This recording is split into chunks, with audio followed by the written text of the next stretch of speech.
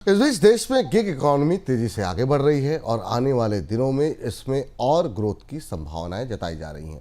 श्रम मंत्रालय से जुड़ी संस्था विविगिरी नेशनल लेबर इंस्टीट्यूट की रिपोर्ट के मुताबिक साल 2047 तक भारत में 6.2 करोड़ गिग वर्कर्स होंगे, जो उस समय गैर कृषि लेबर फोर्स का लगभग 15% होगा।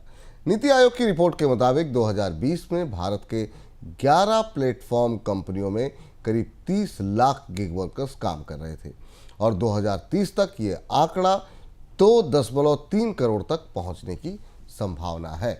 सर, गिग वर्कर्स में इतनी बड़ी बढ़ोतरी अर्थव्यवस्था को लेकर के क्या बता रही है, क्या इंडिकेट कर रही है? विपुल जी, अगर आप इस खबर को थोड़ा गंभीरता से करीब से देखें तो आपको लगेगा कि ये अर्थव्यवस्था में रोजगारों की दृष्टि से जो कल्पनाएं, जो संभावनाएं जाहिर की गई थी सरकार की तरफ, उनसे बिल्कुल उल्टी है।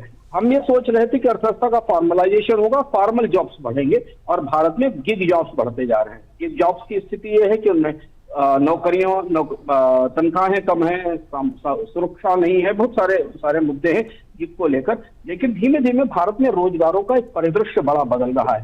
कंपनियां अब गिग वर्कर्स के तौर पर, गिग के आधार पर लोगों को हायर कर रही है। हमारी आपकी अगर समझ में अभी तक यही है कि गिग वर्कर का मतलब जोमेटो, फ्लिपकार्ट का डिलीवरी बॉय है या उबर और ओला के ड्राइवर से, तो ऐसा नहीं। गिग इकॉनमी फॉर्मली अब फॉर्मल सेक्टर्स में पहुंच गई है, टेक्नोलॉजी में, मैन्युफैक्चरिंग में और एफएमसीजी में, जहां सीमित अवधि के लिए प्रोजेक्ट के बेस पर लोग हायर किए जा रहे हैं और मून लाइटिंग कर रहे हैं और 2-3 तरीके के काम कर रहे हैं। तो ये बड़ा स्ट्रक्चरल, बड़ा ढांचागत चेंज है भारत के रोजगार बाजार में, जिससे हम मान रहे थे कि वहां इनफॉर्मलाइजेशन खत्म होगा और लोगों को स्थायी नौकरियां मिलना शुरू होंगी। जी सर, गिग वर्कर्स का बढ़ना, ये इसे रोजगार माना जाए, एक चैलेंज माना जाए, एक चुनौती समझा जाए, कैसे देख रहे हैं सर आप इसे? दोनों तरह से देखिए। रोजगार तो है, क्योंकि जब काम नहीं है तो लोग इसमें काम कर रहे हैं, एक जगह 2-3 जगह काम कर रहे हैं। पर चुनौती ये है कि भारत ने गिग वर्कर के लिए कोई तैयारी नहीं की थी। भारत के पास कोई कानूनी ढांचा नहीं है, कोई स्कीम नहीं है, कोई प्लान नहीं है, पेंशन की व्यवस्थाएं नहीं है।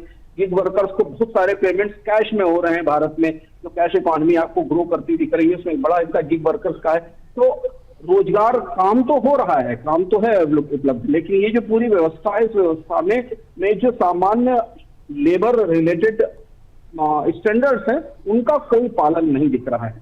तो दूसरी चीज है कि जॉब की सिक्योरिटी नहीं है, वेतन का कोई पैरामीटर, पैमाना नहीं है गिग वर्कर्स के लिए। ये बड़ी समस्या है। तो ये रोजगार तो है, लेकिन ये चुनौती है और ये अस्थायी है, अस्थायी रोजगार है, इसलिए बेकारी के खतरे बहुत ज्यादा हैं। हमने गिग इकॉनमी का एक असर कोविड के दौरान देखा था कि जो गिग वर्कर्स थे वो अचानक सड़क पर आ गए थे, इनके पास कुछ नहीं।